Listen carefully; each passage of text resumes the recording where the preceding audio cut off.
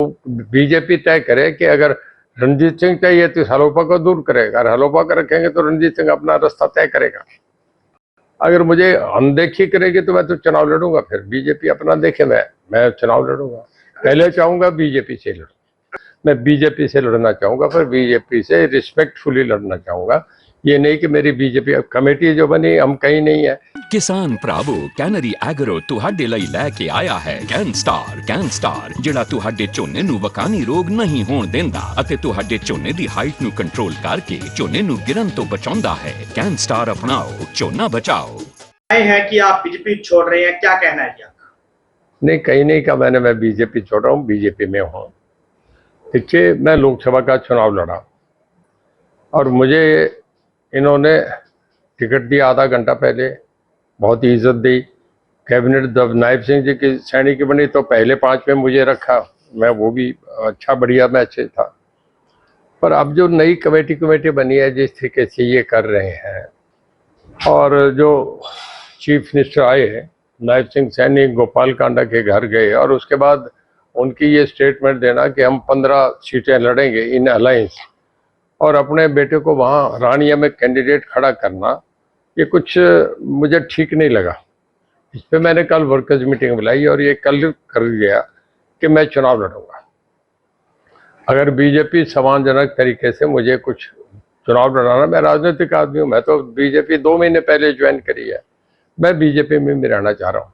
पर अगर बीजेपी अनदेखी करती है, जैसे कमेटीज बनी, रणजीत सिंह, मैं देवीलाल का बेटा हूँ, मैं लोकसभा का चुनाव लड़ा, मुझे 5 कैबिनेट मिनिस्टर, मेरी परफॉर्मेंस सबसे बढ़िया। अगर मुझे अनदेखी करेगी तो मैं तो चुनाव लड़ूंगा, फिर बीजेपी अपना देखे, मैं चुनाव लड़ूंगा। पहले चाहूंगा बीजेपी से लड़ूं। अगर बीजेपी अनदेखी करती है तो क्या आप अपने पुराने मित्र जो भूपेंद्र सिंह हुड्डा रहे हैं, अपने मित्र कहते रहे हैं, वो भी कहते हैं कि मेरे मित्र है, क्या उनसे हाथ मिलाएंगे या निर्दलीय आप चुनाव लड़ेंगे?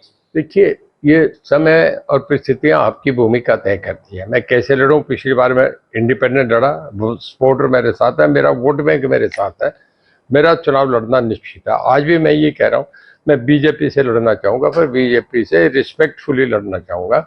ये नहीं कि मेरी बीजेपी कमेटी जो बनी हम कहीं नहीं है, हर जगह जो 3 कमेटी बनी तीनों में नहीं है। मैं देवीलाल का बेटा हूँ, मेरा कद है, सबसे बड़ी रैली मैं करता हूँ। अमित शाह जी है तो रैली मैं करी, पहले आपके नड्डा साहब आए, आज तक हरियाणा की सबसे बड़ी रैली करी। रणजीत सिंह का हरियाणा में हर हल्के में कोई ऐसा हल्का नहीं जहाँ 2000-4000 मेरे वोट नहीं हो। सरसा फतेहाबाद में, आपके मैं कालानी में बैठा हूँ, आप सबको पता है, कालानी में आज भी मैं 15 से 20 हजार वोट ट्रांसफर करता हूँ। रानिया से अपनी जीत को लेकर कितना आश्वस्त है? 100% आश्वस्त है।